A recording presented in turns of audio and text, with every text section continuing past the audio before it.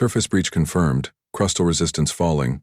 Proceeding with magnetic anchoring sequence now, barked Subdriller Korav through his external comms, as the tremor beneath Collar 9's excavation rig rattled the suspension girders. His breath fogged inside his reinforced visor, eyes narrowing against the harsh crimson glare of the system's dying star. On the command deck of the Varix Claimant, High Director Varn's heavy boots thudded against the composite tiling. "How deep are we now?" he demanded, eyes fixed on the surface stability model splayed across the operations dome. 17 clicks below median crust. Core vibrations unchanged. The vault field is responding, just not in any logical spectrum, replied analyst Keln Yor, adjusting his interface node with a twitch of his fingers. Streams of data scrolled across layered diagnostic panes, shifting colors against the matte black glass. "He's not responding in any spectrum because it's not Suroth tech," muttered Strategic Officer Rand. His scales flushed a muted gray-green, stress bleeding into his hue unconsciously. "Look at these waveforms. Linear compression waves, stacked in symmetrical delay. That's calculated patterning. Far too old, far too clean." Varn turned slowly. "Then it's precursor. All the more reason to extract." "No, Director." A new voice cut through, lower in volume but twice as steady. Sub-Commander Lyra stepped forward from the observation tier, arms folded, gaze unreadable. "Our long-range telemetry picked up pulses 2 hours ago, non-radiative, localized beneath the magnetic crust. They carried one term, repeated 12 times. The room stilled, operators halting mid-keystroke. "Well?" Vern's tone sharpened. Lyra drew a breath. The translation is crude but accurate. It read, "Terran, do not disturb." Across the deck, someone laughed nervously. Varn's jaw twitched. "You believe in Terran ghosts now?" "I believe in pattern recognition algorithms," Lyra replied coolly. "And in consequence." He gestured toward the tactical viewport. "We are an empire built on deciphering the bones of those who came before. This isn't fear, it's respect." Varn turned away, eyes narrowing as he leaned toward the deep-range core imager. "Respect doesn't build dominion." He stabbed a command into the control node. "Resume excavation. Double the hull tunneler yield. If there's a myth under this rock, I'll wear its crest above my throne." Below, Kalar 9 shuddered as arc drills rotated through the blackened crust. Heat sensors began to spike, not from combustion, but release. A dull vibration filtered upward through the excavation struts. Analysts noted inconsistencies, sensor drift, latency disruptions, echo chambers in audio feedback. But none dared speak further. By hour 10, structural anchors failed along Rig 6, their materials fatigued by unknown harmonics. No alarms. Just collapse. At hour 17, Driller Korov's final transmission dissolved into static mid-sentence. His ship's visual log showed an impossible shadow moving beneath the bedrock. One frame. Then the feed went dead. Hour 21. Seismic scans revealed the vault's opening. Not outward, but inward, consuming their own outer walls like contracting lungs. The latticework began to reshape geometrically, collapsing into a centralized cruciform nexus. From above, it resembled an ancient Terran schematic. An omega cross, spanned with interlocked arcs. Varn stood over the operations pit, brow furrowed. "Report. Why has the thermal core shifted?" "Unknown, Director," came the strained voice of Keln Yor. "But it's absorbing energy instead of emitting. Our readings show negative displacement, a sink field. That's not decay, that's containment activation." Varn barked. "Seal all decks, recall surface units, prepare bombardment protocols." Lyra didn't move. "You already broke the seal, it's far too late for contingency." Hour 24. Suroth mining vessels attempted exfiltration. 4 failed to lift from surface orbit. Their engines cut out mid-ascent, forcing emergency hard burns that seared atmospheric entry pods and triggered total hull collapse. By hour 29, Kalor 9's crust ruptured along a perfect hexagonal fault line. Every planetary scanner blinded in sequence. No debris, no explosion, just absence. 30 hours after the first drill landed, all contact with the primary fleet ceased. Comms logs flatlined. Location trackers dissolved into digital static. Searoth command outposts across 3 sectors received automated returns. 6 ships adrift, unpiloted, towed back by unseen forces. Every hull bore engraved Terran registry numbers. On the command deck of the Sovereign Varrock, Varn's replacement flagship orbiting Searoth Prime, recovery teams pulled data cores from the returned vessels. Dozens of analysts parsed the corrupted memory chains, navigation data scrubbed, mission footage erased, all log entries wiped, system by system. Except for one anomaly. At the root folder of every vessel, encoded in a dead Terran language, one term had overwritten every other entry, not just in mission files, but in command protocols, backup storage, crew registries. I wake. The word glowed faint blue in the decryption window. Ren leaned in, voice low. That wasn't a threat. That was a status update. Across the bridge, a technician's biosensor beeped wildly as adrenaline surged through his bloodstream. Barnes' hands gripped the command railing.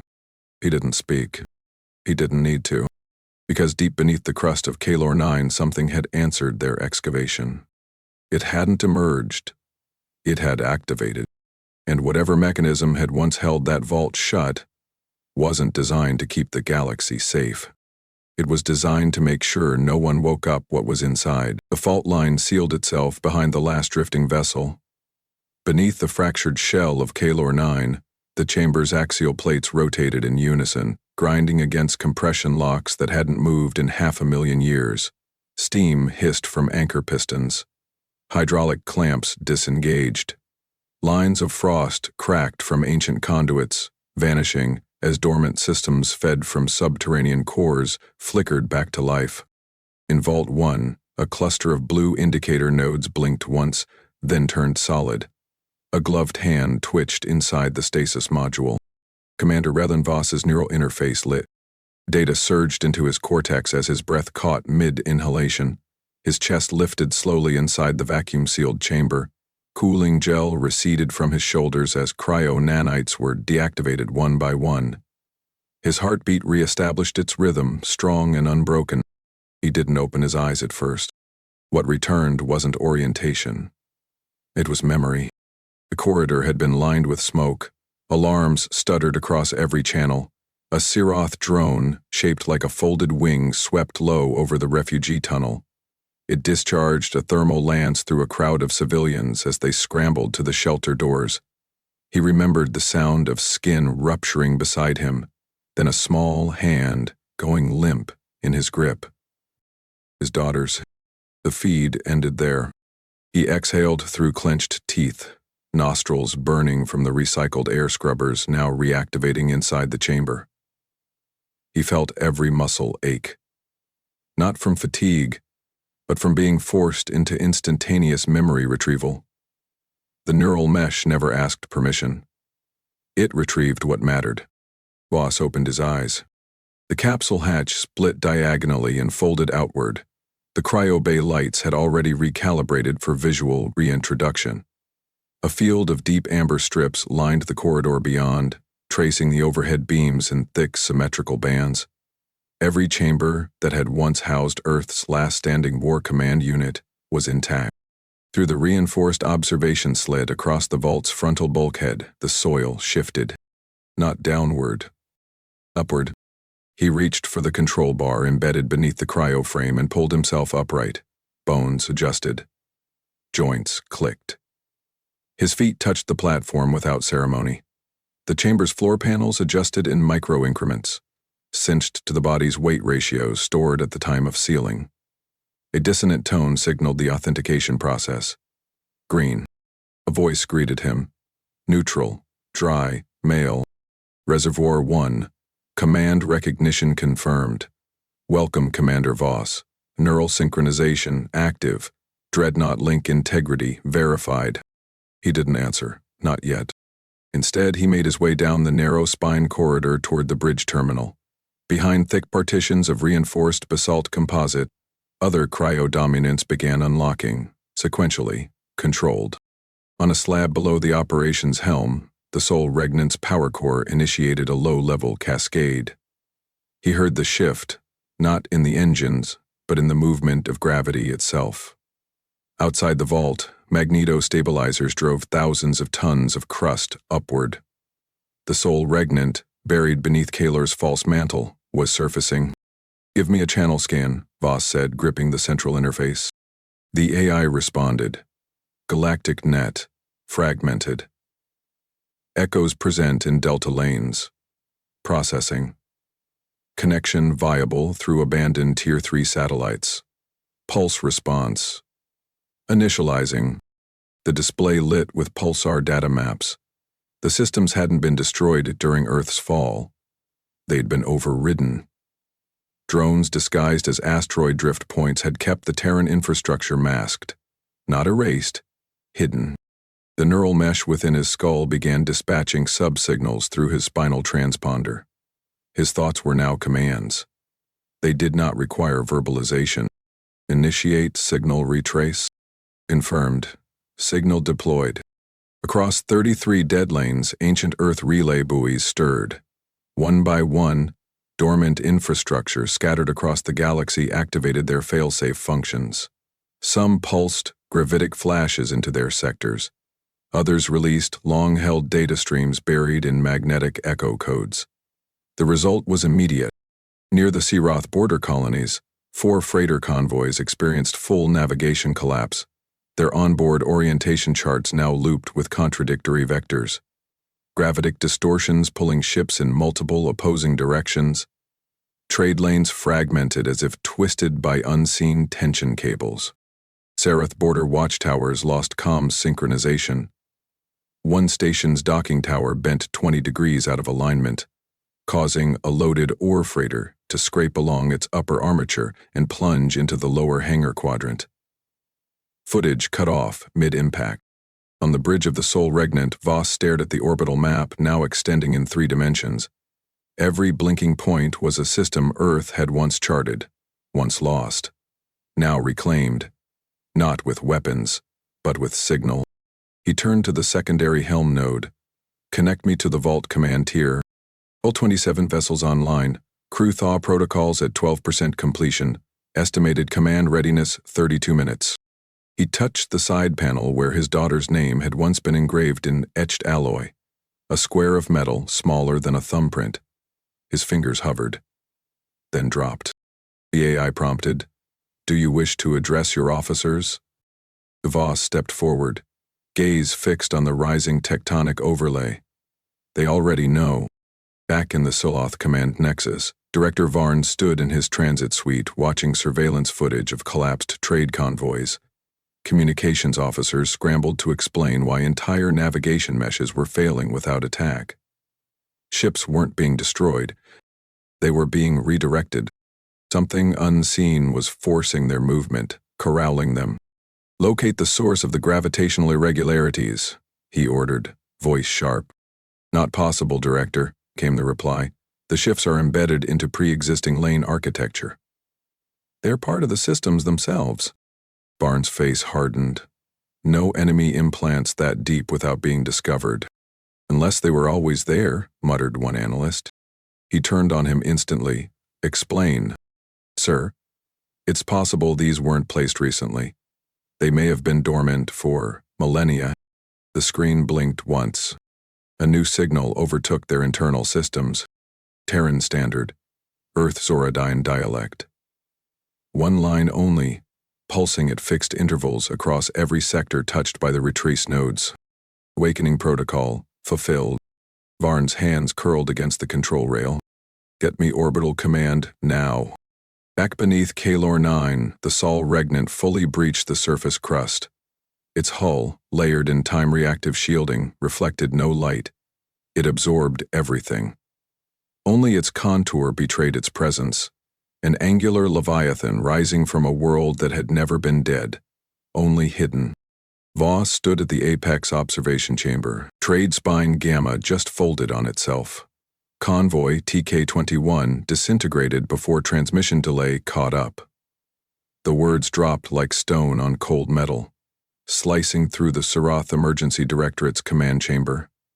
Rows of analysts paused mid-keystroke, their lenses flickering as feed overlays glitched into corrupted static. Director Juran swept the briefing table with a clenched fist. Define folded.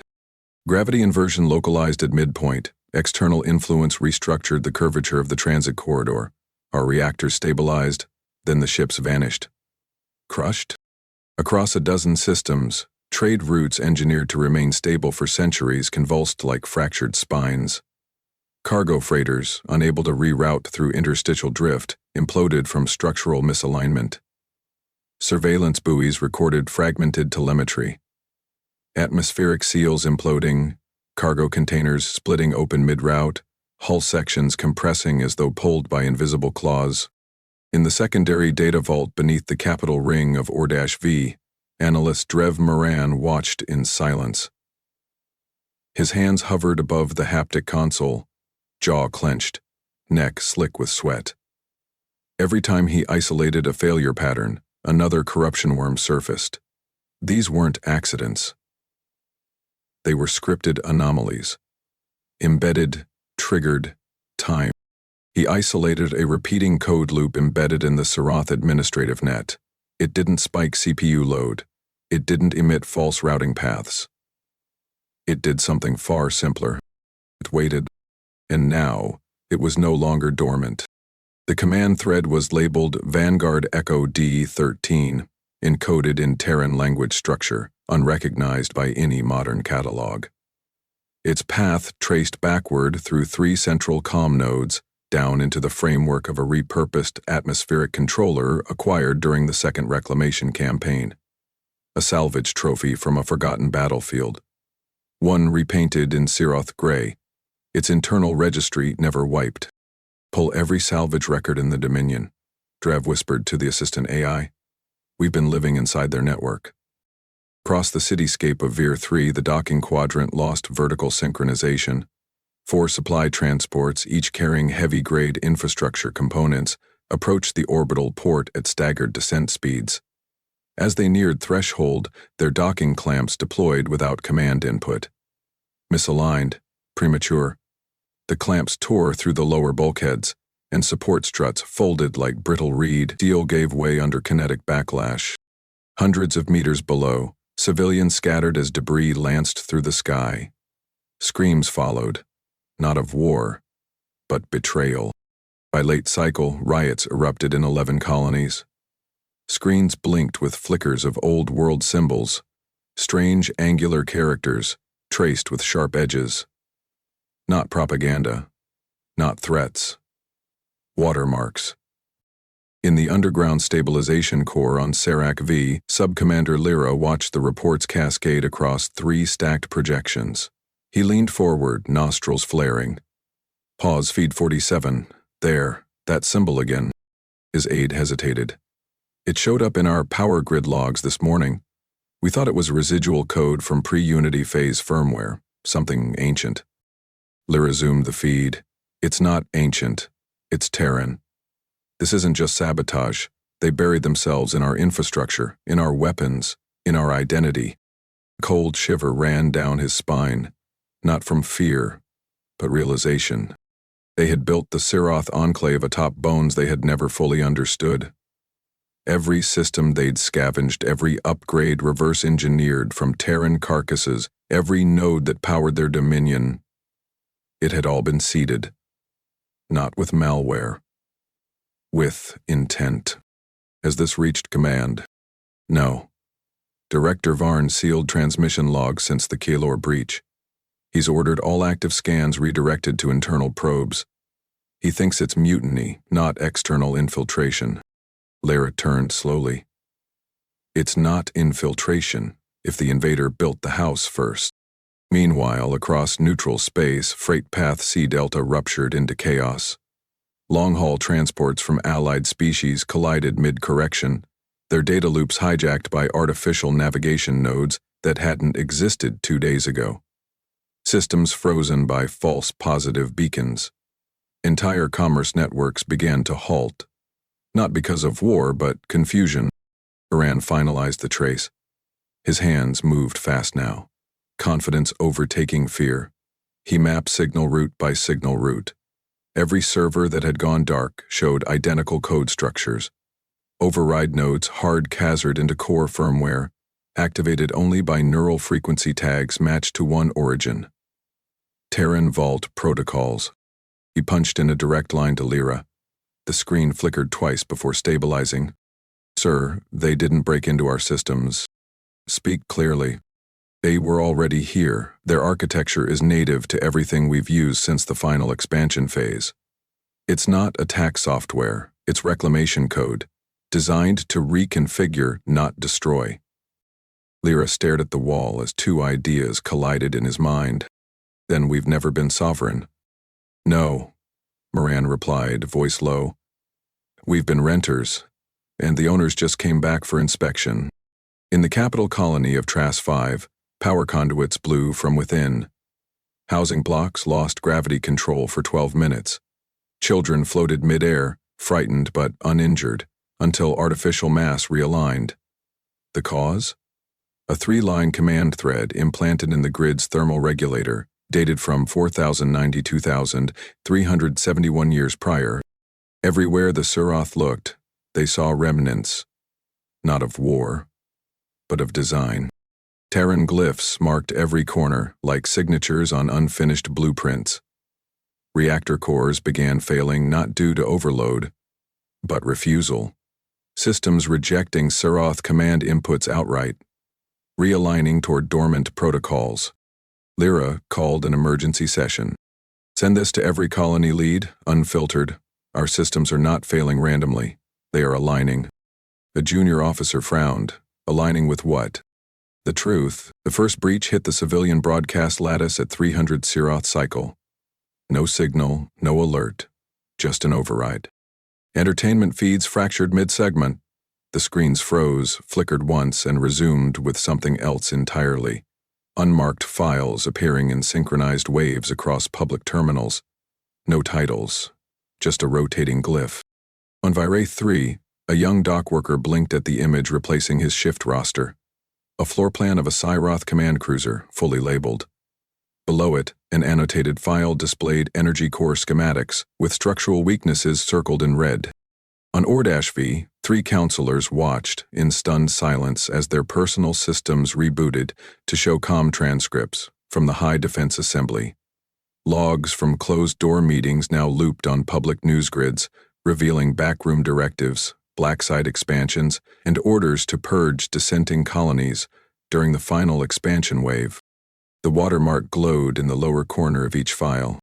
Terran Oversight Protocol V3. In the sole regnant's control chamber, Voss stood with arms crossed, eyes fixed on the projection wall. His second-in-commander, Rael Tark, reviewed the stream sequence confirmation. The feeds are holding across 38 nodes. Data integrity above 98%, civil, reaction escalating as expected. Voss didn't shift. They always assumed power flowed from compliance. What they never planned for was truth. Tark hesitated. We're not broadcasting weapon specs. These are civilian morale reports, political bribes, corruption logs. That's the arsenal, Voss cut in. You kill an empire by making it visible. Back on Serac V, Lyra stepped into the strategic chamber amid chaos. A dozen officers argued over containment protocols. One aide tried to shut down the data stream, only to find the input locks scrambled beyond reach. This is coordinated psychological pressure, a technician barked. They're tearing loyalty apart from the inside. Lyra pushed through the argument. Show me the spread, full network saturation. Every major colony. 6-tier penetration. There's no firewall in place that can filter it. The messages ride inside command validation protocols. They're indistinguishable from legitimate packets. Lyra leaned closer. So they're not hacking us? No, sir, the tech muttered. We're built on them. Barnes' fury erupted across a live transmission channel. The director's face appeared across every station terminal, his eyes wild, voice sharpened to a blade. All outer colonies are ordered to disconnect from central Surathnet protocols. Establish physical comms. Any officer caught echoing Terran broadcasts will be stripped of rank and confined to isolation holding. His breath stuttered. Full blackout order, authorized. Internal loyalty sweeps begin immediately. Lyra muted the feed with one finger. He just torched the last thread of trust he had. Outside the chambers, civilian crowds gathered around external terminals. On each screen, a sequence of images rolled. Earth cities under siege. Human colonies crumbling under orbital fire. Children ushered into bunkers, only to be vaporized seconds later. Then came the retaliation logs. Earth's command stations initiating contingency protocols. Dossiers revealing that the Terran leadership never issued surrender. They buried every command node in fallback vaults, encoding wake-up triggers into trade lane software, civilian drones, even medical logistics hubs. Anything Siroth might scavenge. Each revelation splintered another illusion. On Trass 5, a commander defected live on camera, pulling off his rank emblem and holding up a datapad showing Siro's sanctioned purges. His troops laid down weapons, joined protests surging through the capital thoroughfares. "We were told Earth was extinct," the commander shouted to the crowd. "But extinction doesn't leave instructions." By mid-cycle, 8 colonies had entered open rebellion. 3 governors disappeared. 4 comm relays went offline, disabled internally by staff unwilling to support blackout enforcement. Inside the Sol Regnant, Tark watched the feed flood with reports. They're not just defecting, they're believing. Boss turned from the display. He walked to the center platform, placing one hand on the edge of the operations rail. "History only needs a seed," he said, voice low. "And a little light." Tark furrowed his brow. "This doesn't feel like revenge." Boss didn't answer immediately. He opened a classified channel, one Tark couldn't access, and ran a final checksum on the broadcast cycle's last package. Unedited archives of Siroth genetic weapon experiments on Terran survivors, time-stamped and tagged with priority approval codes from Varn's office. He tapped the release command. Only then did he reply, "This is not vengeance, this is reminder." Across the Siroth core worlds, the dossiers spread. Each one personalized, targeted. Officers received logs of their own deleted reports. Civil governors found surveillance footage from operations they'd signed off on, now broadcast globally. And one by one, their screens displayed a quote from the last Terran Council, recovered from buried command logs, and translated in every Siroth dialect. "We do not erase, we record." Lyra watched riots consume the southern quarter of Sirakvi. He stepped back from the war table as security forces turned on each other. He spoke without turning. "There's no path left forward, only backward. The system reads clear, no orbital resistance, no planetary defenses online. Kalar 9 is dark." Fleet Admiral Rathex leaned forward, narrowing his gaze at the fleet coordination node embedded in the command bulkhead of the ruthless Paragon. His hands flexed behind his back. 80 capital warships now formed a tri-sheppel encirclement around the Terran vault world. Every sensor sweep returned silence. "I don't like it," said Tactical Officer Vec. He adjusted the navigational overlays, blinking as the central pane flickered, then reset. "That's the 4th time it's reset coordinates. Grav compensation is off." "It's a gravity-dead world," Rathex snapped. "Minor fluctuations are irrelevant. Bring us into orbital lock and prep the Lance array." Across the formation, engines stabilized into synchronized vector drift. Docking cruisers unfolded their stabilizers, and artillery frigates adjusted line of sight for planetary descent vectors. Every ship moved like clockwork, until the clocks changed. Inside the black-holed Sovereign, bridge crew reported sharp displacement spikes in the inertial dampeners. Gyro readings reversed. One crew member vomited onto his panel, clutching his chest as his blood pressure doubled in seconds. The artificial gravity recalibrated, not based on the ship's motion, but on something external. Diagnostic systems are echoing phantom mass readings, muttered Systems Chief Lauren. Something just hijacked the physics model.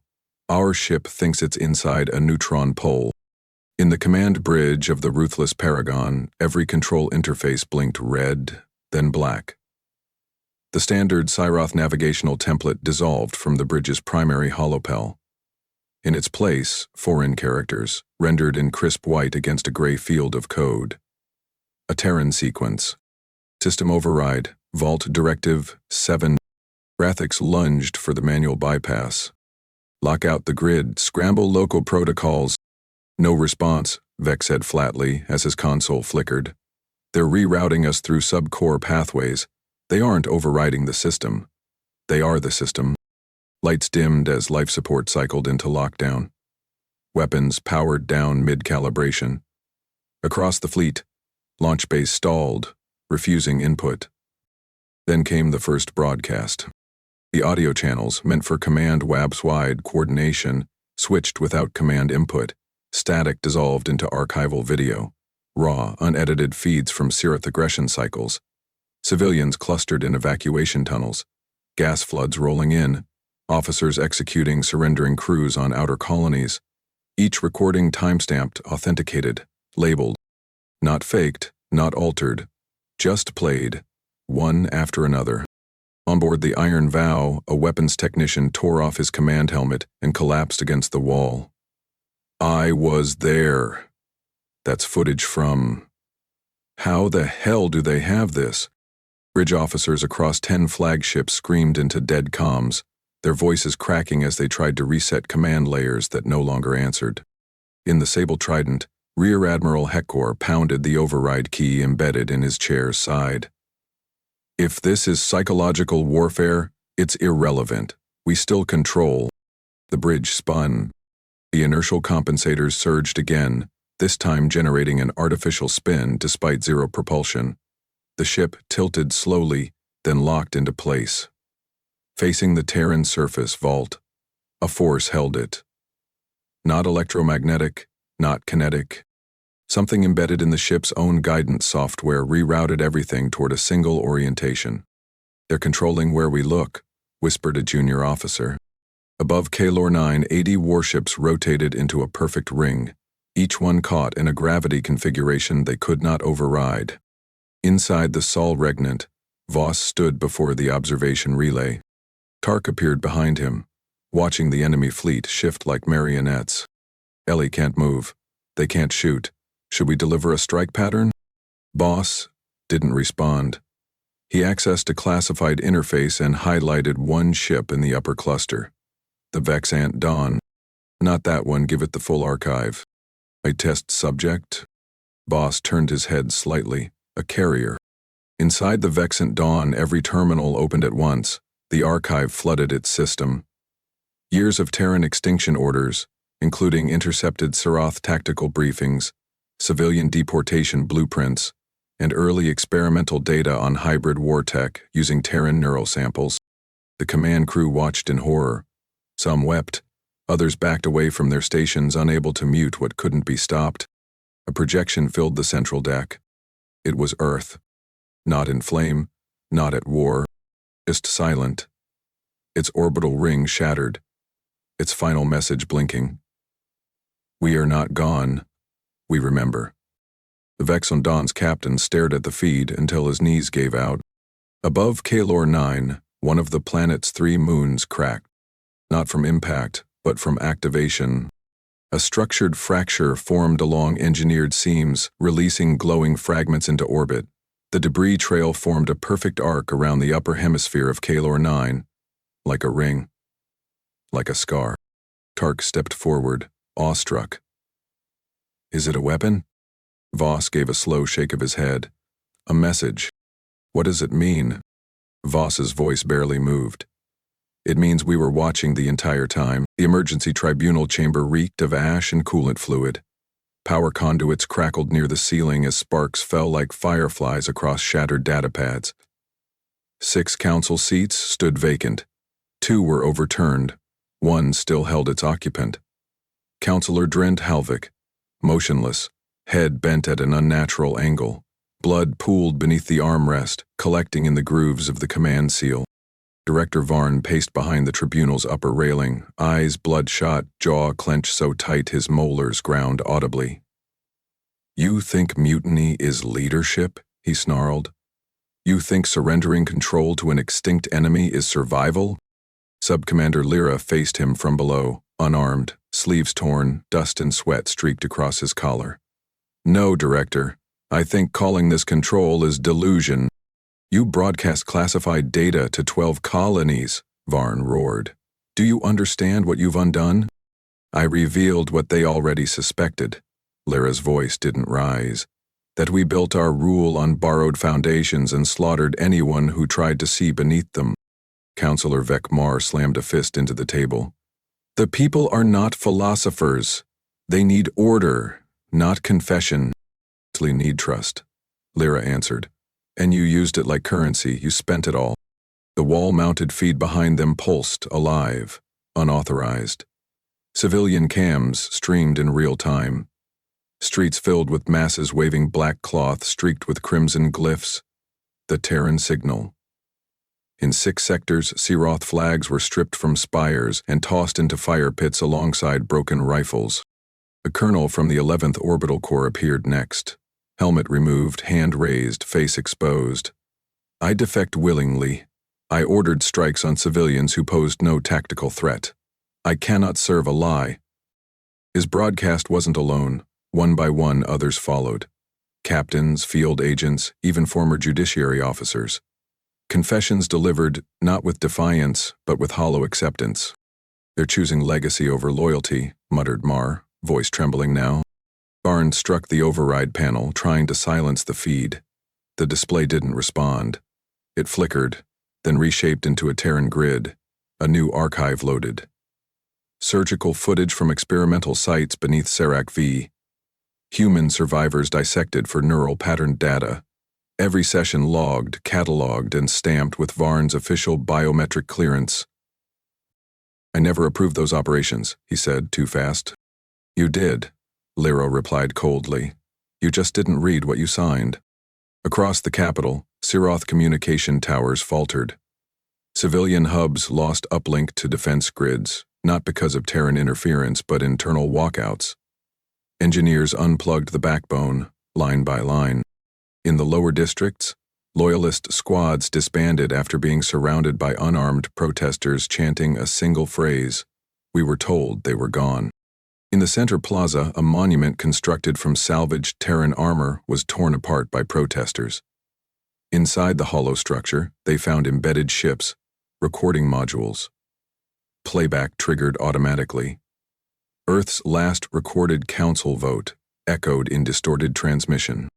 "We will forget the cost, so we must return it."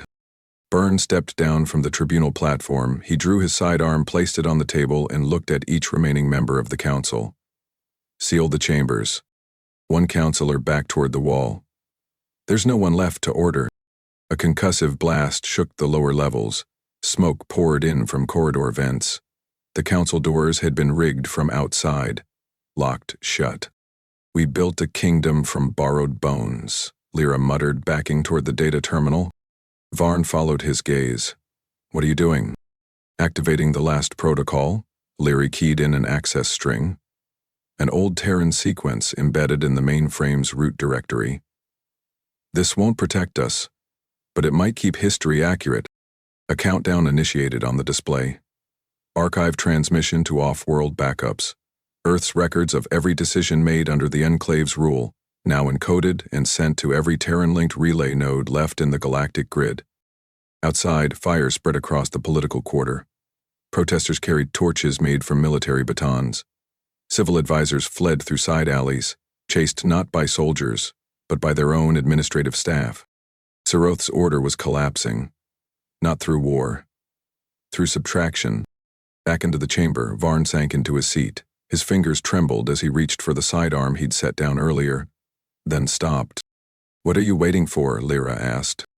"They're waiting for history to blink," Varn whispered. "To give me a chance to explain myself." Lyra nodded slowly. History doesn't blink. It records. The chamber lights flickered once, then held steady. From orbit, the sole regnant adjusted alignment. The feed from the council chamber streamed into its bridge, displayed across a clean terminal. Tark leaned back. So that's what collapse looks like. Voss watched without expression. No. That's what memory looks like when you deny it for too long. He closed the stream. The sole regnant began its slow descent beneath Kalar 9's crust as the final archive loop completed transmission. Ionized soil shifted overhead, cascading down engineered seams, burying the dreadnought under layers of gravitational shielding encoded into the planetary substructure. Inside the core flight chamber, Commander Raylan Voss stood motionless, hand resting on the primary relay core. His gaze remained locked on the relay uplink as the last of the civilian transmissions were confirmed, archived into the outer lattice chain. External relay nodes all reporting full shutdown sequence, Tark said, monitoring the diminishing signal feeds across the dorsal console. No leakage. We'll be unreadable again in 9 minutes. Voss nodded once. His voice came quiet, measured. Start the cryo sequence. The bridge lights dimmed by design, not due to failure, but as part of the farewell sequence hard-coded into the vessel's retreat protocol. Across all 27 dreadnoughts, identical instructions played across embedded crew logs. Not commands. Farewells. Each tailored to the officer. It was written by 500,000 years ago. Voss turned away from the terminal. The boot falls of his steps echoed softly down the upper platform's spine. He passed the armory node without stopping. Its outer panel had already been sealed, for the final time. System transferred to Vault Core. How long? Tark checked the linked feed. 72 seconds. After that, relay commands cannot be issued without neural reauth. Good, Voss replied. Then we leave nothing half-finished. In the lower deck, rows of cryo chambers hissed as vacuum seals depressurized. Inside each unit, Terran officers entered their final pre-sleep sync. Internal diagnostics swept for neural misfires, metabolic drift, and synaptic lag. One by one, the green indicators lined the corridor. Rael Tark stepped toward his own module. Before entering, he paused beside his commander. We could stay active, just for a few cycles. Maintain observation. Voss met his gaze. We already observed. That was the point. Tark looked back once, then climbed inside the pod.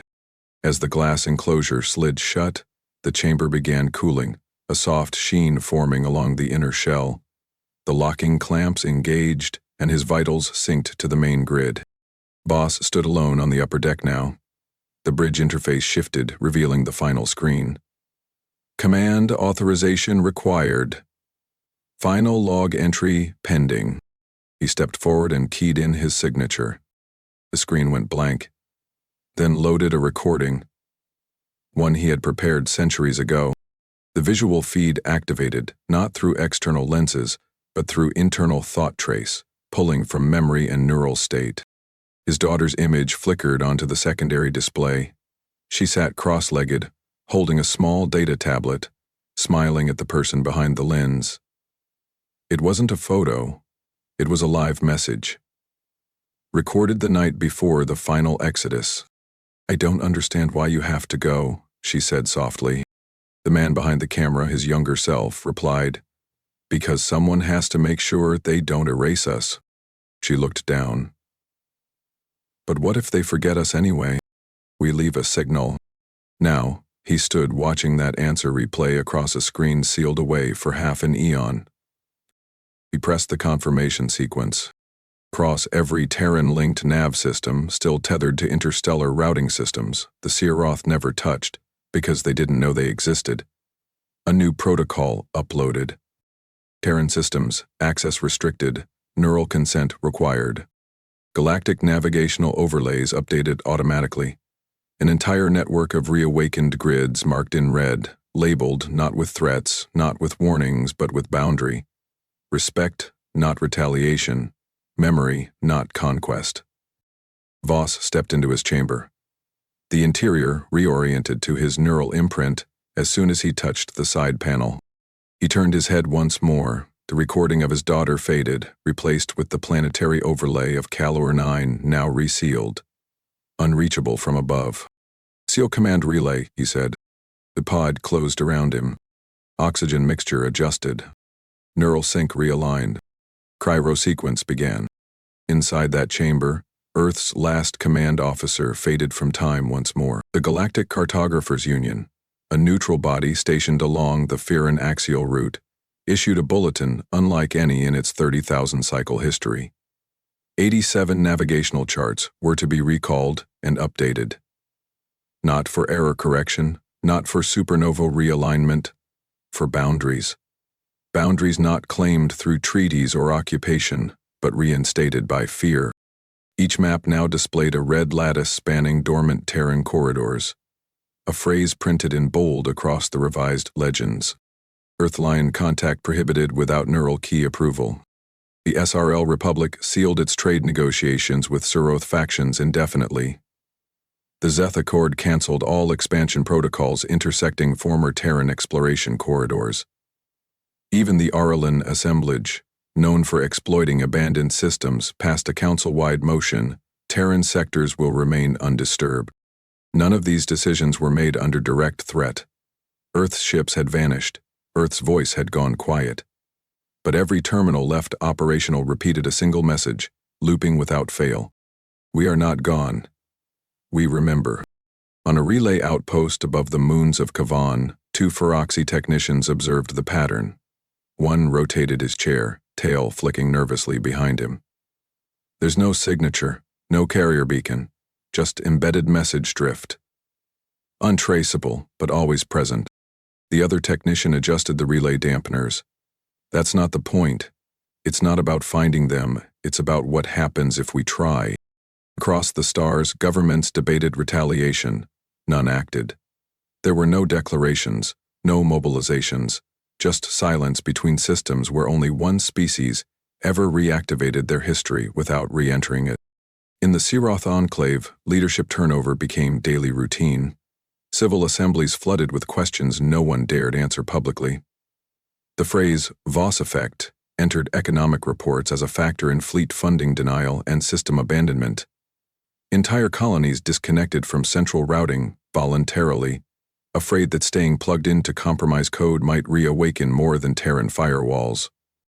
Siroth children learned about Earth through whispered stories and fragmented archives shared on anonymous channels, not as conquerors, not as saviors, as something else.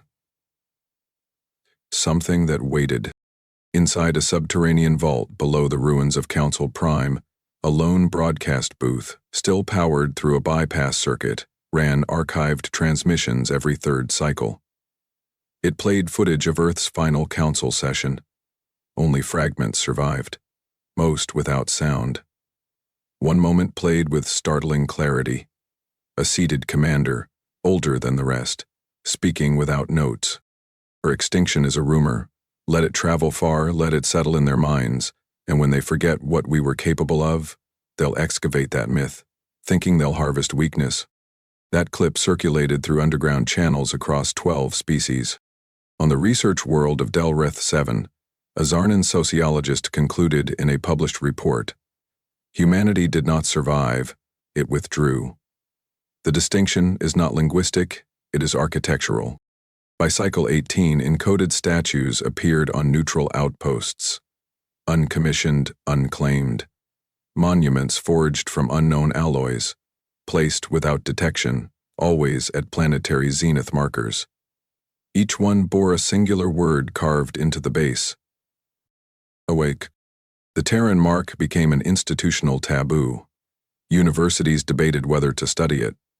Military academies advised recruits never to simulate historical Terran battle doctrine in training AI scenarios. Not because it would provoke offense, but because it distorted calibration results. Simulations that incorporated Terran strategy consistently collapsed system integrity before round completion. Galactic protocols shifted. Sovereignty laws added clauses forbidding archaeological interference in dormant sectors. Diplomatic manuals warned that silence might conceal sentience. And in the centuries that followed, when travelers passed near the invisible line called the Earth Line, navigation systems rerouted automatically, engines pulsing down as if aware. Deep within Kalor 9, sealed far beneath gravitational overlays and tectonic shielding, the sole Regnet rested motionless, its systems offline, its occupants in cryostasis. But one terminal remained active. Just one. A single line of code refreshed every planetary rotation. Signal held, consent required. Earth had nothing left to prove. Its legacy did not roar across star fields or stretch empires thin with expansion.